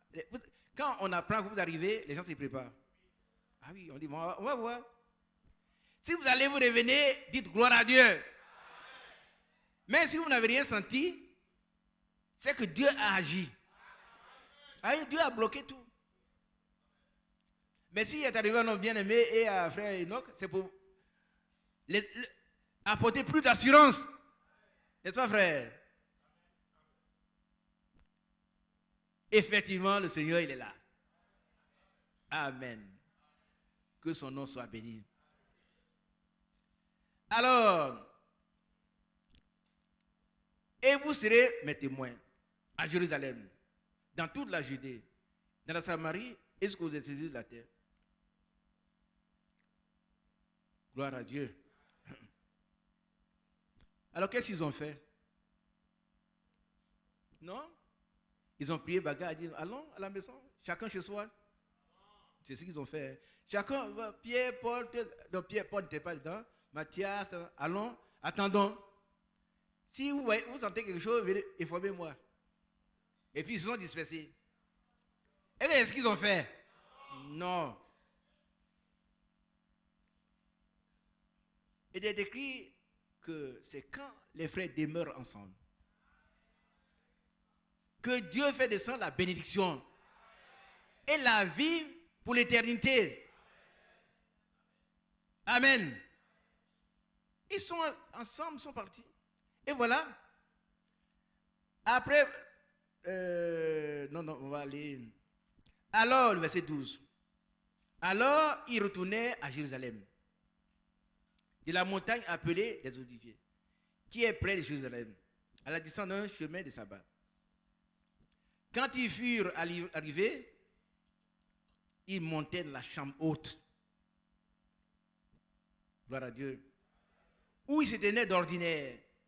C'était Pierre. Amen. Jean, Jacques. Peut-être que vous ne savez pas l'ordre dans lequel il s'est dit. Pierre, Jean et Jacques étaient souvent associés aux enseignants du Seigneur. Ah oui, oui. Ils les appelaient, Pierre, Jean et Jacques et les autres. Restent, ils s'en vont faire les expériences avec eux. Et donc c'était Pierre, Jean et Jacques. Maintenant André, Philippe. Alléluia. Thomas, Barthélemy, Matthieu, Jacques, fils d'Alphée, Simon le Zélote et Jude, fils de Jacques. Tous d'un commun accord. Alléluia. L'accord est très important.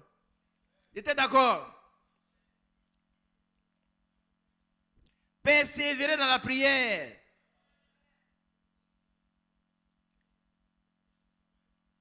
Alléluia. Ils ne sont pas allés décourager. Oh, le Seigneur, il s'en va. Bon, et puis il nous dit, vous recevrez, mais quand? Quand? Mais ils ont pris Dieu au mot. Ce que Jésus a dit, il va l'accomplir. Ils persévéraient dans la prière. Avec les femmes. Bien-aimées sœurs. Si le Seigneur permet, nous allons persévérer également. Si on vous dit, on va jeûner, il faut accepter. Si on dit qu'on va faire une veillée, j'ai pensé à des veillées et j'en ai parlé aux frères Mathias et au frère Ali. Ils m'ont dit, frère, nous-mêmes nous avons pensé à ça, on a voulu vous informer. Donc cet esprit coordonne les choses. Ah, frère Badi en parlait ce matin, il n'était pas là. Donc si le Seigneur permet, si nous voyons qu'il y a un jour férié, on va se retrouver ici. Surveillez le calendrier, il ne faut pas le cacher. Si on dit aux frères que c'est férié, ils vont nous faire... Non. Dis-nous que ça, frère, dans une semaine, là, c'est férié. Il y a 3 jours.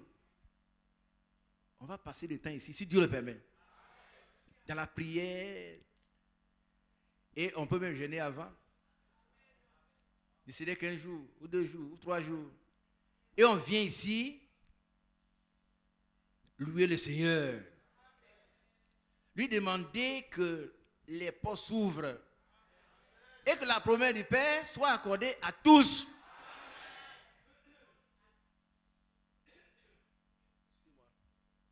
Ah, c'est rien. Parce que bientôt, ma chair aura plus de fraîcheur que dans ma jeunesse. C'est écrit, hein. Ça, je le crois de tout mon cœur. Cette vieille femme de 90 ans que le frère Branham a amené au Seigneur est devenue une jeune fille de 18 ans avec ses cheveux longs. Et il lui a demandé, sœur, mais quand je t'ai connu? Il dit, oui, quand je m'as porté le message, j'avais 90 ans. Amen. Alors, ici, il persévérait dans la prière. Il ne se laissait pas décourager par le départ du Seigneur.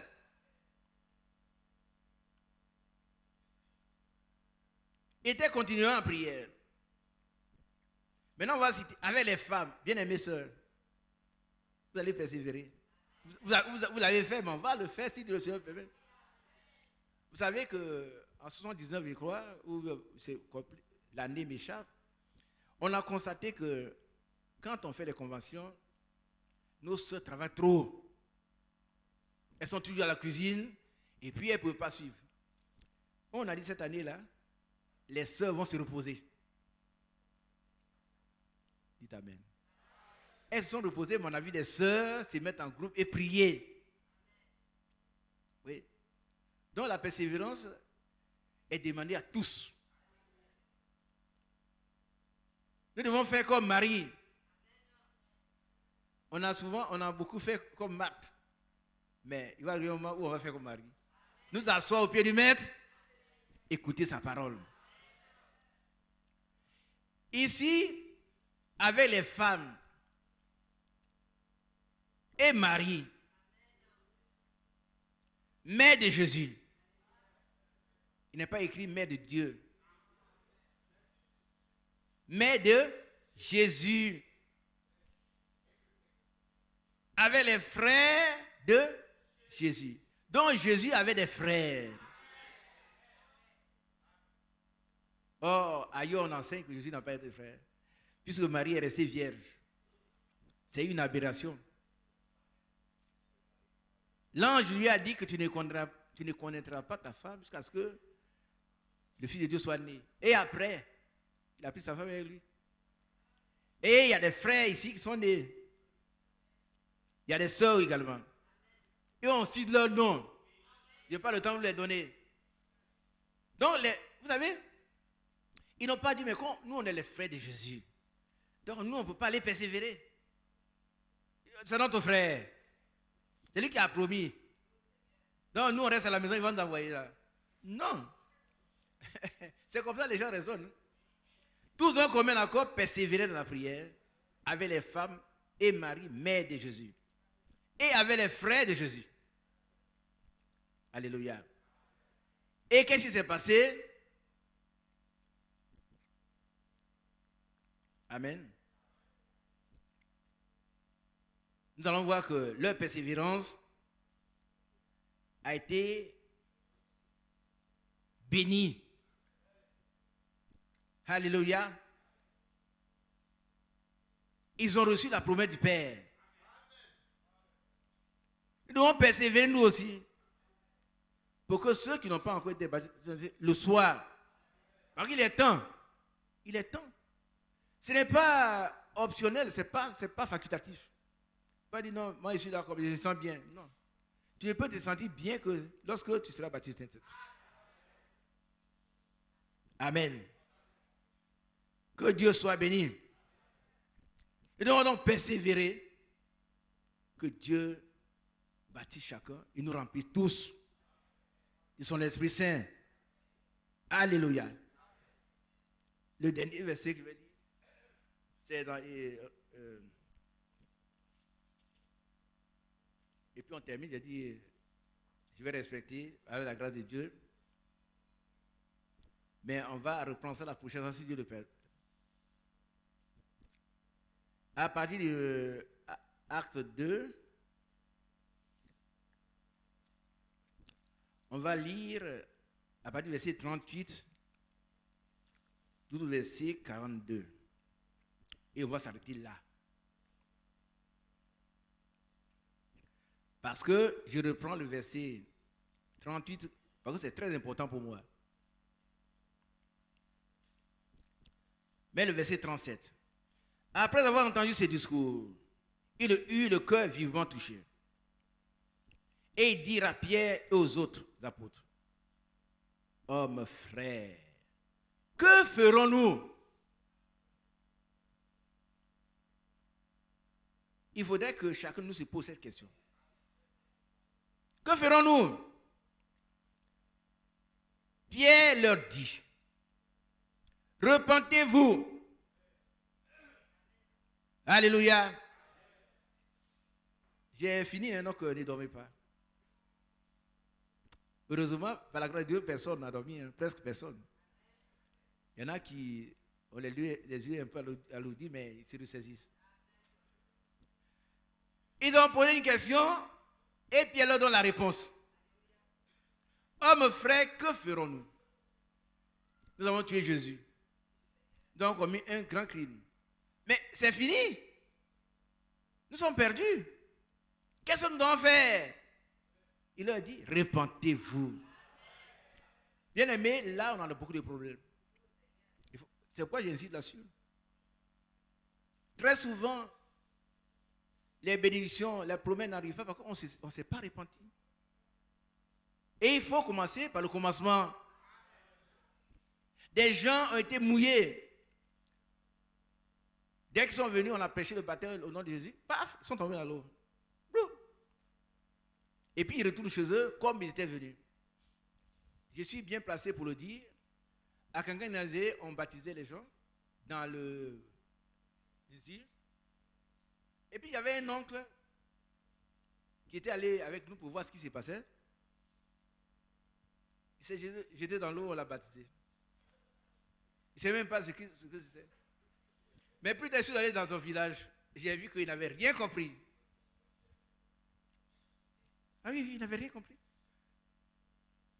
Elle dit, moi aussi, puis c'est des amis, on l'a baptisé. Il y a beaucoup de gens comme ça. Mais s'il n'y a pas de catéchisme, mais notre cœur doit être vivant touché. Et rechercher ce qu'on doit faire. Ce qu'on doit faire, d'abord, il faut se repentir. C'est important. Moi, je suis enseignant de profession et pour des questions, si ça vous gêne, excusez-moi. Qui a compris ça ici? Je vous dérange beaucoup. Hein? Qui a bien compris qu'il faut se repentir? Maintenant, je vais vous expliquer ce que ça veut dire. Il y en a qui pensent que c'est très facile. Le même, ils sont venus, après la convention. Je vais me parler. Puis bon, venez ici, on parle un peu, puis on les prend. Non. Il faut que tu te repentes. Ça veut dire quoi? Ça veut dire que le même Saint-Esprit qui t'a convaincu et que tu as posé la question, que dois-je faire, doit aussi te convaincre de pécher. Alors la Bible dit, quand le Saint-Esprit viendra, il vous convaincra de péché, de justice et de jugement. Il doit te convaincre de péché. Il doit te convaincre que tu es un pécheur. Ce que tu as toujours fait qui t'a plu, tu as pensé que ça, ce n'est pas grave. Oh, il y en a qui disent, mais quel homme qui peut vivre sans péché? Mais il y a des gens qui vivent sans péché. Parce que le Seigneur, il est mort pour nos péchés. Il a été livré pour nos péchés. Il est ressuscité pour notre justification. Et dès cet instant, nous n'avons plus de péché. C'est la grâce. Alors, repentez-vous. Ça veut dire qu'il faut d'abord être convaincu des péchés. Il y a des gens qui se justifient, hein, frère. De toute façon, tous les hommes sont comme ça. Toutes les femmes sont comme ça. Quelle femme qui ne fait pas palabre dans son foyer? Mais c'est toi la première qui fait palabre. Une vraie femme convertie ne fait plus palabre. Ah, frère, vous voulez dire que je dois laisser ma femme me marcher dessus? C'est pas ce qu'on dit. Mais tu dois l'aimer comme ta propre chair. Il y a des frères encore de ces messages qui frappent leurs femmes. C'est vrai. Frère, la soeur a exagéré, je lui ai porté main. Ah, tu dois trembler parce que tu n'as pas le droit de le faire. On n'est pas dans les religions où, paraît-il, je dis paraît-il parce que je n'ai pas vérifié. Donc je parle avec mesure. Quand vous vous mariez, on vous donne une chicotte.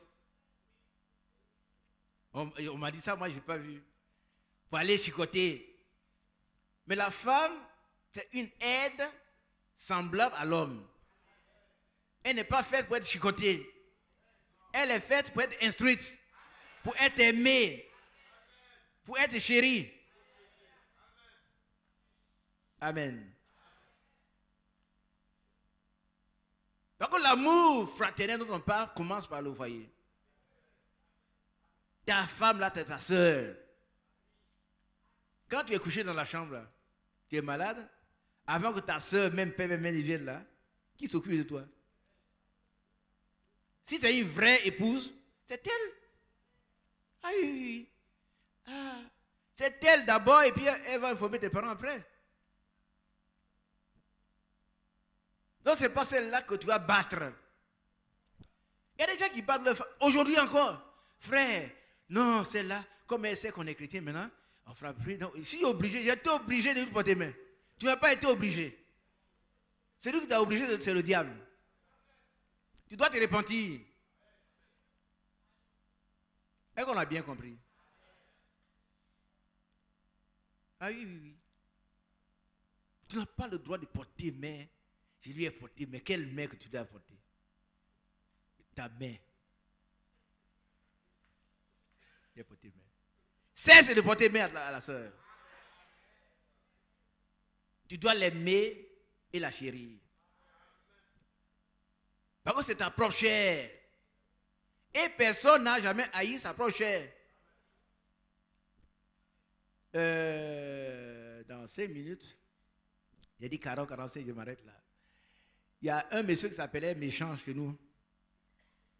À lui-même, il s'appelait Méchant. Mais on ne l'a jamais vu se blesser avec des couteaux. Il blesse les autres, pas lui. Or ici, ta femme, c'est toi-même. Si tu continues de la frapper, tu dois te repentir. Mais si on t'a déjà plongé dans l'eau, ce matin, change. Et puis les sœurs, frère, mon cœur est comme ça. Si ton cœur est comme ça, c'est grave. Parce que le cœur d'une véritable chrétienne doit avoir été régénéré. Régénérer, ça veut dire quoi? Ça veut dire que cet esprit a travaillé ce cœur. Il a enlevé le mauvais côté. Et ce cœur est devenu un cœur nouveau. Un cœur bon et honnête. Alors quand tu vois ton mari arriver, tu dois te dépêcher d'aller l'accueillir. Chérie, tu arrives. Bon, je t'attendais. Amen. Je t'attendais. Parce que tu as dit que tu allais venir à midi et il est presque 13h, il ne sait pas ce qui se passe. Maintenant que tu es arrivé, on va prier. On ne lui fait pas palabre. Tu as dit midi jusqu'à 13h. C'est ton habitude. C'est comme ça que tu fais tout le temps. On ne sait même pas où tu vas. Dis-moi la vérité aujourd'hui. Ton mari, par ce temps qui court là, est arrivé à la maison. Tu dois être heureuse. Tu veux le jeter entre les mains des femmes du dehors. Tu dois le recevoir et l'accueillir. Tu es une aide précieuse pour lui. Tu dois lui être soumise en toutes choses. Je n'entre pas dans les détails. Que Dieu vous bénisse. On doit se repentir de tout cela. Il y en a qui sont encore en train de se masturber. Excusez-moi le mot, mais il existe. Masturbation. Frère, je ne peux rien. Et il a été baptisé. Mais ça doit s'arrêter aujourd'hui. Et en même temps, il demande le Saint-Esprit. Il ne peut pas venir habiter dans un corps souillé. Il ne peut pas. Mais dans cet état, tu parles en langue, mais les démons aussi parlent en langue. Ce n'est pas la preuve que dans le Saint-Esprit. Que Dieu nous vienne en aide. La repentance est primordiale. Quand on s'est marié, on n'a plus Dieu pour les autres femmes. Qui a bien compris cela? Ça, c'est nous. Qui a bien compris? Bah, sa secrétaire, elle est jolie. Elle est jolie pour elle. Et puis, si elle s'habille pour te séduire, tu dois lui dire de se mettre à l'ordre. C'est pas bien de parler. Un jour, il y a une enseignante qui était venue à mon bureau. Elle était venue certainement pour me séduire. Habillée vraiment. Elle est entrée, elle veut s'asseoir, elle dit, j'ai appelé la secrétaire, mettez cette femme au dehors. Ah oui, ça je l'ai fait. Sortez, madame. Elle a senti confuse. Bon, c'est un problème de vie. Hein? C'est un problème de vie. Elle est sortie confuse. Et puis plus tard, un jour, elle vient bien habillée. Elle dit, monsieur le secrétaire, je suis bien habillée. Elle dit, oui, assois-toi. Alléluia. On ne fait pas de sentiments avec le péché. On doit fuir le péché. Tu t'habilles mal, on te met au dehors. Amen. J'ai dit que je m'arrête. Il y a encore une minute et je vais conclure. Que Dieu vous bénisse. Il faut qu'on se repente. Repentez-vous. Et que chacun soit baptisé au nom de Jésus-Christ pour le pardon de vos péchés. Il ne faut pas sauter cette étape. La repentance doit avoir la confusion de péché. Quand on est convaincu, on doit confesser le péché. Deuxième étape. Troisième étape, on doit abandonner le péché. Si tu lèves trop le coude, on dit en français, ça dit quoi? Tu bois quoi? Alcool. Ça sent bon l'alcool. Mais ça sent la mort. Ah oui, ça sent la mort. Tu bois trop d'alcool, tu vas mourir. J'avais un enseignant quand il était à Beaunois, il fumait. J'ai dit, mais quand dans les conférences, il ne faut pas fumer, ne fumez plus. Et puis un jour, il arrive à mon bureau avec une radio. Un des poumons est complètement pourri. Maintenant, il pleure. Patron, on a fait la radio, on dit mon poumon est pourri. Il dit, mais d'accord, félicitations. Maintenant, continue, et puis l'autre va être pourri aussi. Quand tu en as deux, tu as bien fait. Maintenant, pourri aussi l'autre.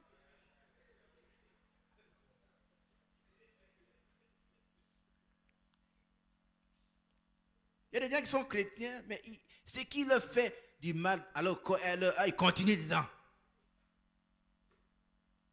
Mais non seulement ça détruit ton corps, mais ton âme sera perdue. Que Dieu nous bénisse. Repentons-nous de tout ce qui a triomphé de nous. Même si on était déjà baptisés. C'est une année nouvelle qui doit nous apporter des nouvelles bénédictions. Dans la persévérance. Mais ne restons pas dans le péché. Et puis disons, oh, cet esprit vient. Non. Il ne viendra pas habiter dans un corps souillé. Alléluia. Amen. Il dit, il ne tient pas sa parole. Mais vous allez voir. Vous allez voir qu'il va la tenir. 1 Corinthiens 7. Est-ce que c'est ça? C'est 2 Corinthiens 7. Et là, cette fois-ci, il croit que...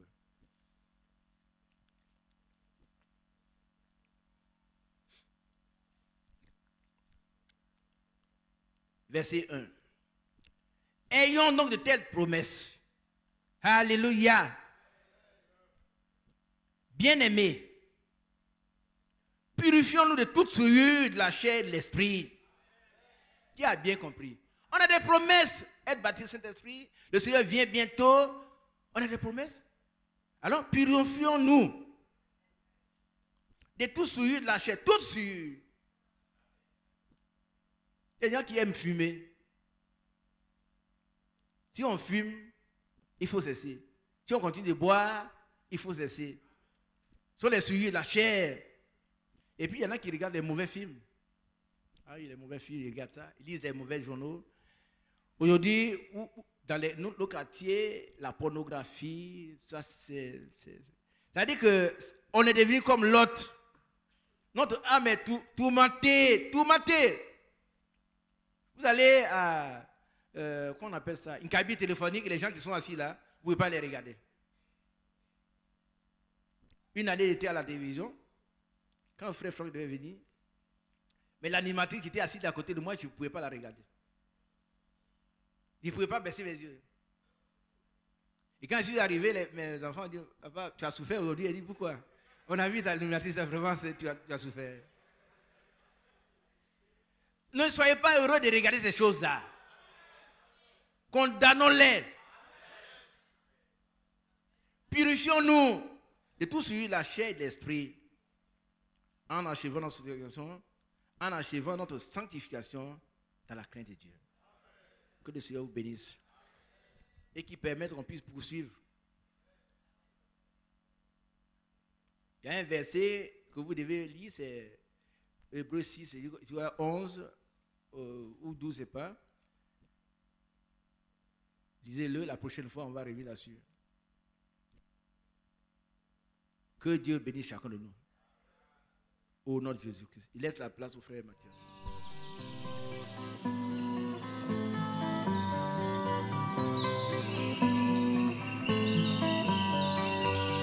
J'aime l'Éternel, car il entend ma voix. Il a penché vers moi son oreille, et je le chanterai toute